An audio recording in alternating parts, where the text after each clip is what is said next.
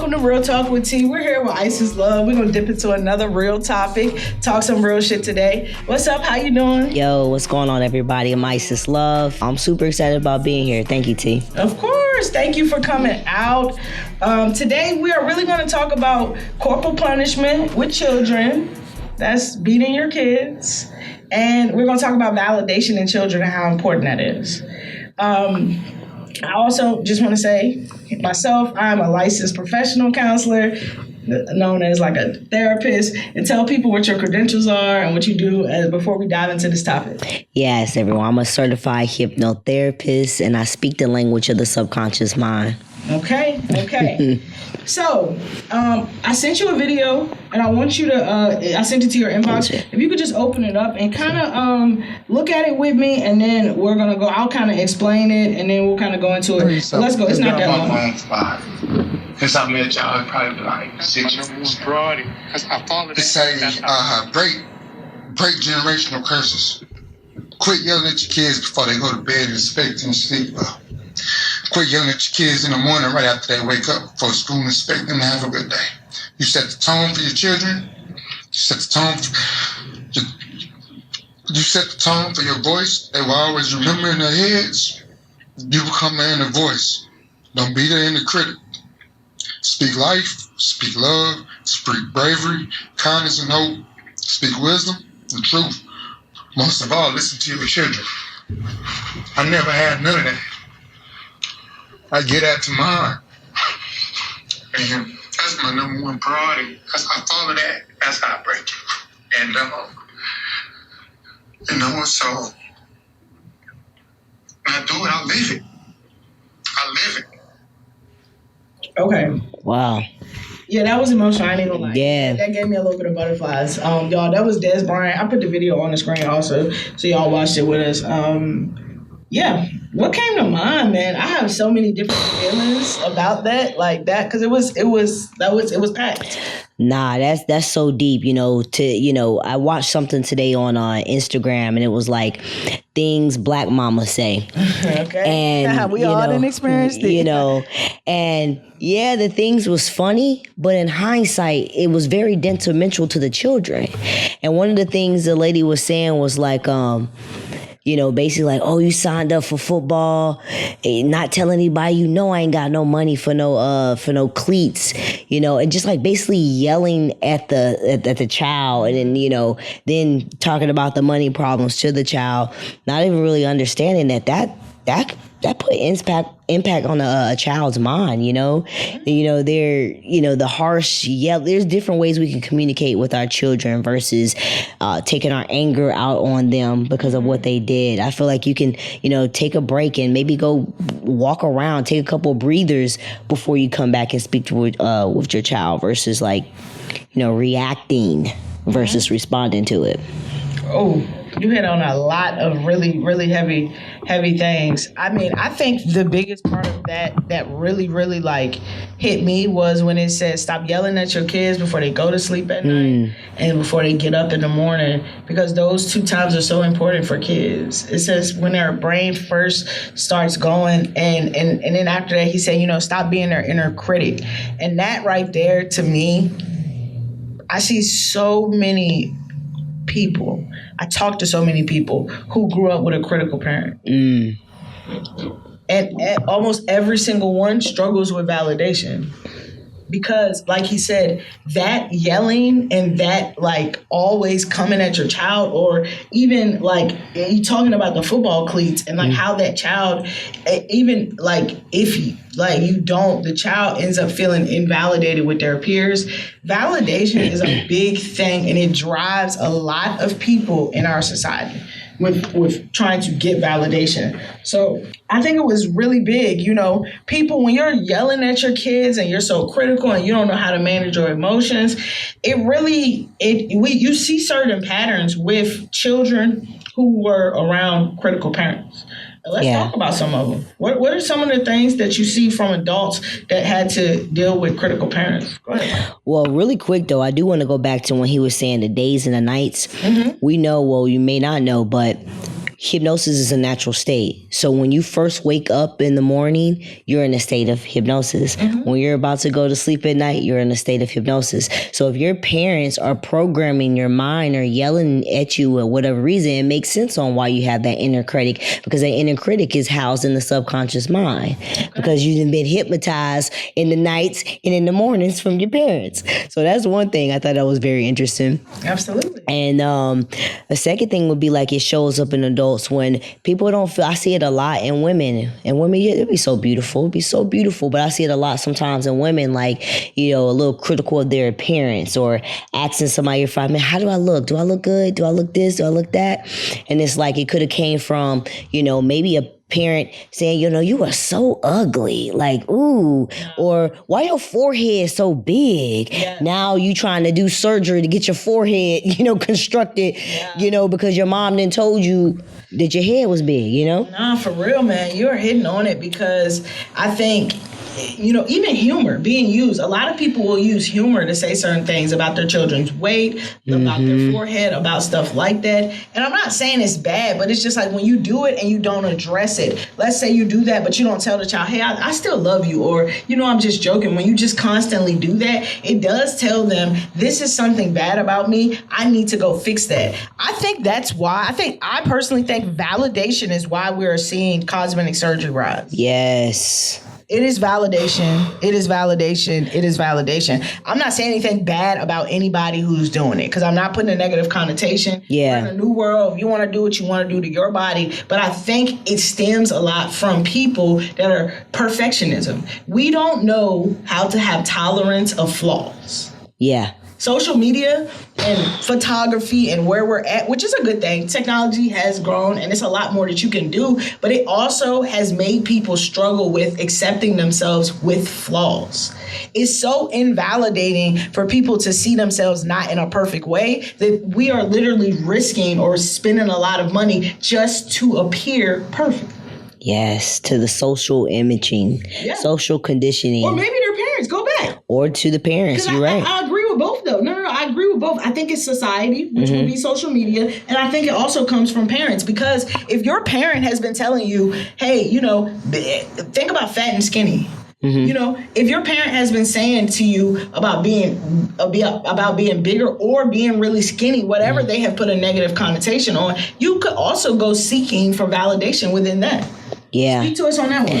So, yeah, I feel like, you know, for example, and this is just a fictitious story, but let's just say, you know, you do have a young lady and let's just say she's developing and let's just say she doesn't develop breasts fully, right? You got her parents or her whoever is like, you know, making critical, you know, judgments about her being so old but still being flat-chested, let's just say. And that person grows up, they're like, well, you know what, I'm gonna show them right. I'm about to, you know, get my implants, blow them up. And then sometimes to seek that validation, they'll go out and flaunt them because they never did get positive reinforcement about it. So they're seeking that positive, I need that positive reinforcement from it now. Yeah. And you said they never got positive reinforcement. They never learned to provide themselves with that reinforcement. They are relying on external validation. A part of that is walking out of the house. This is a healthy thing. Because we all like external validation. I don't want to put a negative connotation on it. It is great to hear somebody say, even in my profession, it's wonderful to hear somebody say, wow, you helped me. Yeah. But I don't need that to feel good. That's the difference. That's when it turns into an unhealthy thing, is when you are relying on other people's validation to feel good. That's the hard part. It's not bad, though, to like it. So I think, you know, being able to validate yourself is important.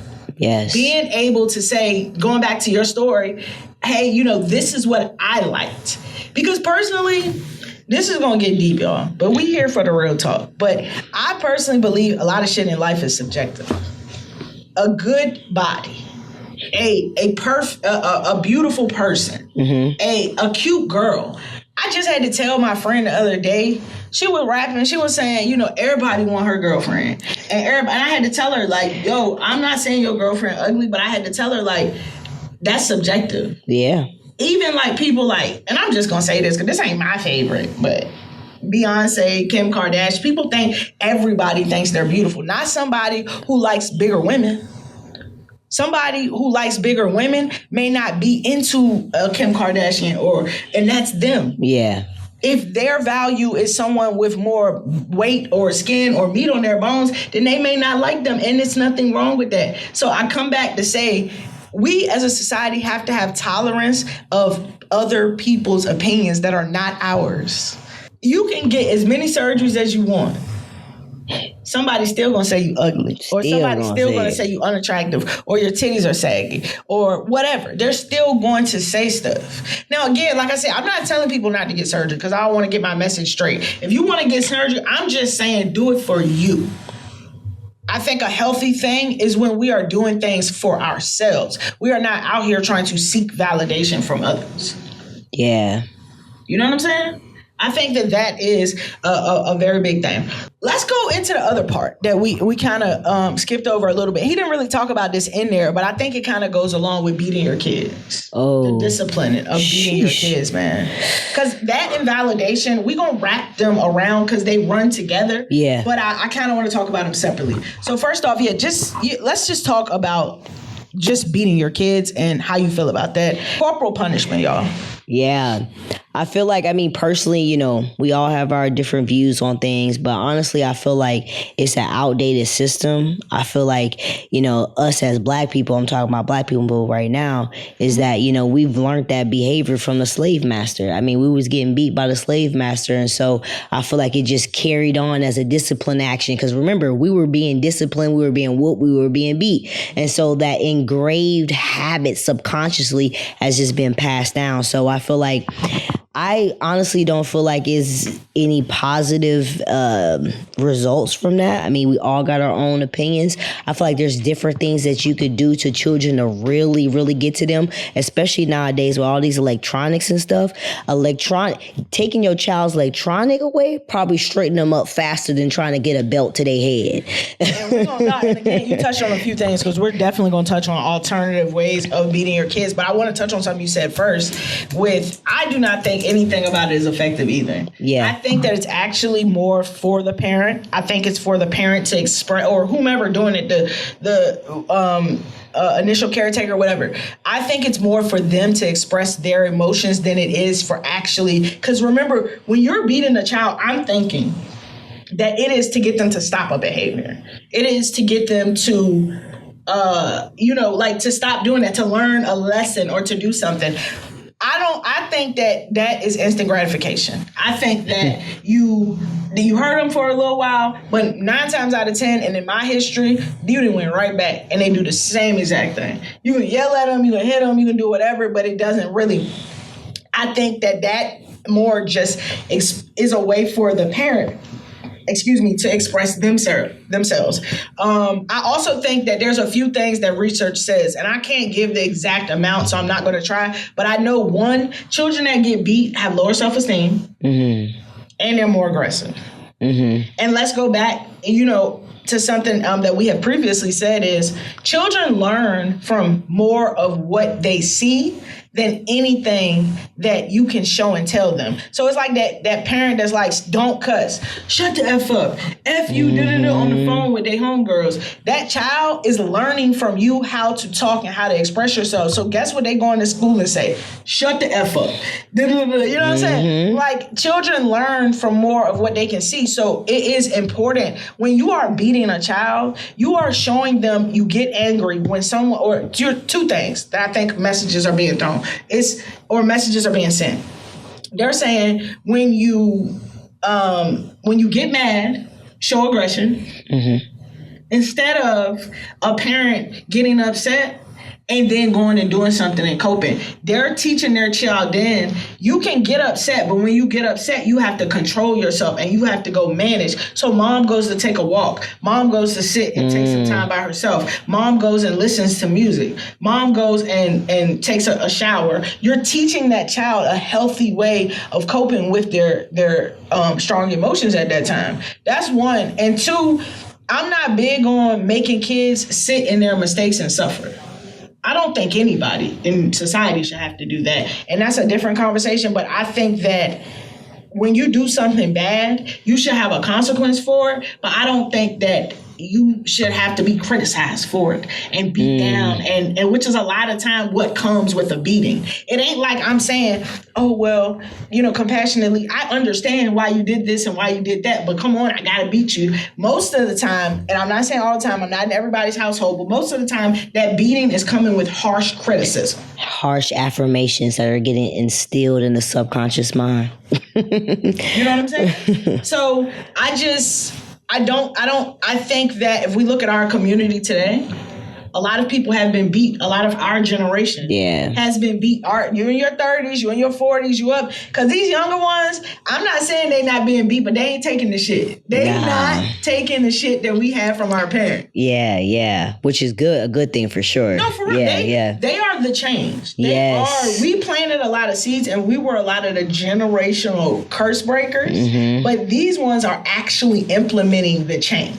Yes. They are really, and I'm proud. Like the younger generation, y'all get a little crazy. Now, I ain't gonna say non-traditional. And I mean, the miles be a little wild. But what I think we gotta clean it up in the skills of how we're doing it, but what we're doing and the things that we're no longer tolerating from our parents.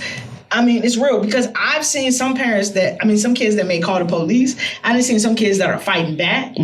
I mean, for real, I've definitely seen it. So, yeah, I think we dealt with it. What I was initially saying was our generation got beat a lot. Mm-hmm. And this is the same generation that you see a lot of people that are angry and aggressive, that are beating their girlfriends, that learn to express anger by lashing out, whether they're breaking things or they're yelling at people or whatever they are. And again, I don't mind saying I'm one of them.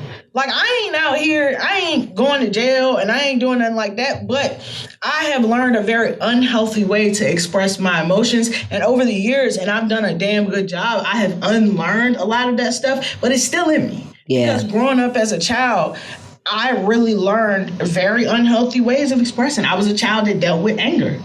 I was a child that I only was beat a few times, but I still dealt with that harsh criticism. Okay. It was still parents around me that were not managing their anger and stuff, and I learned from it. Okay. So I can remember being in 6th grade. This is the first time that I remember in my mind, Shawty, you dealing with some anger. This is wow. I remember 6th grade, played a basketball game, and I'll never forget, I literally would not shake the people's hands. We lost. This is my first or second game in middle school. And I'm super competitive. I hated losing. I would be in a bad mood for a couple of days when I used to lose. Mind you, there was some parents around me that would be mad for a few days about stuff too. That was something that I learned to hold on to anger. But anyways, I'll never forget, I did not shake their hands. I refused. I literally walked out of the gym. I remember I walked in my mom's car and I was I'm not. I just remember I was really in a rage. And I'm thinking about 6th grade, you're what, 11 or 12? Yeah. And what are you that mad for? But and what I'm saying, that's the environment that you learn when you're in an environment with people who struggle to manage their emotions. And I want to also give credit that's due. My parents have done a hell of a job going and working, going to therapy over the years, going and talking. They introduced me to therapy at 16. That's what's needed. It's not about being perfect. Mm-hmm. Some people think therapists is perfect. No, ain't nobody perfect in this world. It's about having skills and managing them. But not to get too much off on the tangent, but it's okay if you've dealt with these things and you're someone who has beat your children, or you are someone that struggles with anger or anxiety or and it creates on the outside, it shows, and it's okay. It's just we have to go and unlearn those behaviors. We have to get assistance too. You're not more or less than a person. You're not a bad person or a good mom or a bad mom or nothing like that. You're a human who has trauma, who has went through trauma. But it's the only responsibility that you do have is unlearning. Yeah.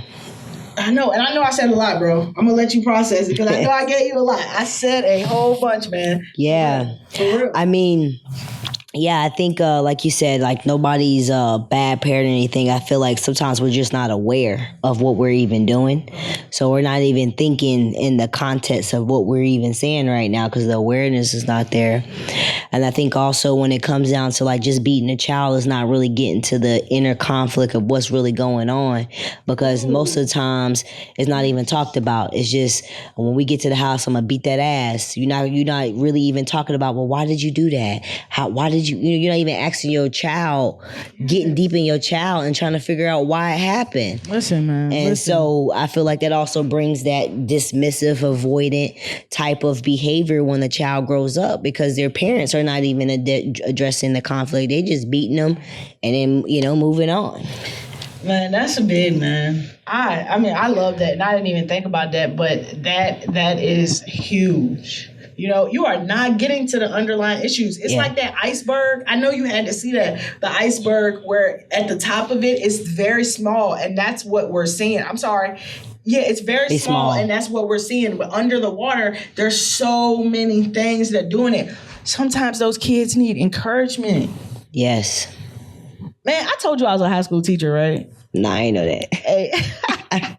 I ain't last long, but but nah.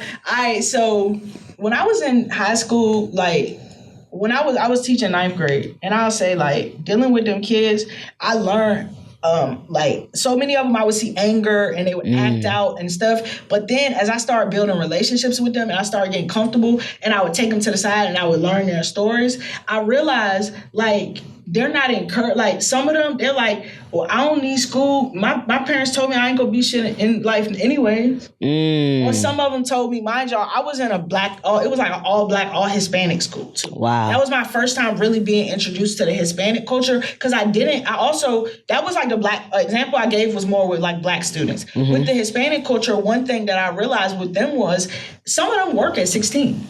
Wow. Education, and from what I learned in that school and where it was, education was not really something that was pushed heavy. So a lot of them were like, again, I'm just going back to, some of them were like, this isn't important. I need to go make money. This isn't something that is, of importance. And I'm just saying those thoughts and the things that are coming from their parents is what really motivated them and did. Going back to the black kids, a lot of them were like, I do good for 4 weeks or for 4 days, and then I mess up, and my mom takes all my credit away. So it's like children aren't going to be perfect. And this go back to validation, but we can mix them. Children are not going to be perfect. So progress is not linear. So what that child was saying is they may have been on a good strike of having 5 days, but then they had an off day, and their parent beats them down. You're always doing this. You're always doing that. This goes back to validation. You got to have realistic expectations for your children. And you cannot, when you get upset, say things like that to take their credit away. Yeah. That's why I think it's so important to talk to kids when you are calm. Talk to anybody when you are calm. Because at that point, a lot of time when we're saying things like that, we're just distorted. We're not really thinking. We're not really, you know what I'm saying? We're distorted in what's going on. So we're just saying anything. But those things stick with kids. That kid was literally, and I used to tell him, no, mom is just upset. What mom was trying to tell you was, this is a mistake. Those things before, you're still validated within that. And those things still matter because they start to think it doesn't matter. If I can't do it perfect, it doesn't matter. That is a mindset of someone who grows up as an adult who is seeking perfection out of everything they do. Yep, and they'll seek perfection in their partners as well. Thank you. Yes, they will put that expectation on themselves, but they will also put it on the people around them in relationships. That is so true. So I think this goes to being critical with your kids, but also validating them. We got to have compassion with our kids. If, like you said, the compassion would lead you into what happened to this child. Before I beat them, let me realize what happened. Were you acting out because you didn't have food today? I'm not saying, because I'm big on justification and compassion. They feel the same. If you think about when somebody justifies something and when somebody trying to give compassion, you'll get a similar feeling from them. But justification says you're not responsible for what you did. Compassion is just looking from a pity eye at what really took place. What happened? We are a world that is not filled with compassion. I'm a comment watcher. I love the comments. I be an Instagram spiritual where I love the comments. But sometimes y'all tick me off because there's no compassion. We gotta be more as a compassionate society, especially with our children. Yeah. You gotta ask this kid, was you being nasty because you were hangry? It's not, you still got consequences, but I need to know what was going on. Because just like for me and you, if a friend acting funny or they change their behavior and it triggered me, you're gonna calm down once you understand why. That parent, if we are more compassionate with our kids and understand why what's going on, one, you're teaching a child to be someone who is exploring within themselves what's wrong. Because sometimes the children may not even know. You may have to have a discussion with them just to be able to identify what happened. Why did you make this bad decision? Yeah. But going back to what you said, if I just beat them and never talk about it, the problem never ends. So now I beat them. I didn't give them no new alternative resources, and I expect them to change as a child who doesn't have a brain that's fully developed. Yeah. And I feel like that kind of carries on into the adult life where people don't even know what's going on or why they're acting out because they've never been the tools, they have never had the tools to kind of go within and check in with self and ask, why did I do this and that? So seriously. Yeah. No, then and so as an adult, it's now like I'm back into unconsciously just doing what I learned to do as a child to soothe myself and to get my needs met. Yeah. Yeah. So like you said, this is adults that are now walking around that have no clue, was unaware, do not know why they spaz out, why they sweat when they go into a large group of people. Yeah. Why at work when they have that talk with their boss, they only, why when they have that talk with the boss or their friend, they only take away from that the bad things that they say. It's because you're used to a critical mind. You're used to, you've learned to be critical within yourself. Which then, like, just really quick, I feel like shows up in your adult life because when you do get someone that tries to show you kindness, you reject it because you're not used to it. Yes. Even compliments. Y'all think about that person that you want to give a compliment to and they're like, oh, you're just saying that. Oh, no, I'm not. Oh, I didn't have these shoes for 10 years. It's like... You're still receiving a compliment, but maybe you never received a compliment before. Maybe you're only used to criticism. You're only used to criticizing yourself. You know what I'm saying? Real quick, this is going to be the last one for us before we head out today. How important is it? Let's mix these two together. Okay. How important is it to encourage your child? And let's kind of put that into alternative options for teaching kids, like teaching them lessons, reinforcing those behaviors. Go ahead. So basically like positive disciplinary action? Is that what you're saying? Yeah. Okay, like those alternative options, like you said, positive reinforcement, or Yeah, I feel like you can discipline a child where the disciplinary action can be something they can actually learn from and be able to use in their adult life. So, for example, your child does something, maybe go have them read a book, right? About managing your emotions, and then maybe ask them, and I want 3 things that you learn from it. Now, that's so good. You're giving your child a chance to woosah. Skill building. Love it. Woosah, learn something new. They're going to learn something from that book. So now when something else happens, they're going to have those coping skills. But I think it's very important to encourage your children because it's going to show up when they get older. It's just even the smallest things and letting them do things on their own, encourage them to do things on their own so they can grow up and be. So I think, that builds independentness in your child versus codependentness, But anyways, I would say, just give them things that not only they can learn from, but you can learn from as well. Yes. And sometimes you're learning with your kid. Yeah. You ain't no perfect parent. We all learning. learning. If you have times, we all learn. To say that. Any other? I mean, you could do that. I mean, I definitely would say, take it, like I said, taking that iPhone away, taking that iPad away. Now, that's what I was going to say. I had two things, and I'm going to piggyback off because that was one of mine, is finding what they love and using it as reinforcement. I always taught parents, give your child a paycheck. Give them something, even if it's something that they can earn and take away. And this was kind of my second thing. Give the child, that's kind of what we do. Give the child, if the child gets something taken away, explain to them what they have to do to get it back. That keeps up a child. Then they can monitor what is going on. What do I need to do? They're paying attention to their behaviors. Let them know, you didn't manage your emotions. I need to see you do this in order to get it back. That way, they're being encouraged to do something. Let your children know you made a mistake, but it's okay. It's okay. You're good. You just got to learn from it. Let them know the way you make mistakes, you're going to learn. You have to make mistakes to learn. You do not have to be perfect. But those are my two things that I were going to say is I think encouragement in kids is really, really important. I think that they need to know that they can do better and that they have a consequence. They need to understand why. They need to get. I love the idea of a book or let them use that phone. Let them get on the video. Tell me 3 facts you learned. I love, love, love, love, love that. Make them do some research or something about it. But I also think whatever that fun, if you have kids that can come home every day and play on the PlayStation 5 for 10 hours, you need to earn that.